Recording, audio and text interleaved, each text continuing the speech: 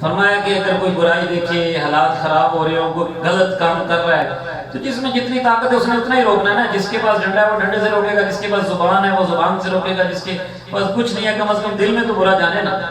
فرمایا فمن جاہدہم بیدہ فہو مؤمن، جو ان کے ساتھ اپنے ہاتھ سے جہاد کرے گا، یعنی انہیں برائی سے روکے گا، وہ مومن ہوگا۔ ومن جاہدہم بلسانہ فہو مؤمن، اور جو زبان سے روکے گا وہ بھی مومن ہوگا، درجہ تھوڑا کم ہو جائے گا۔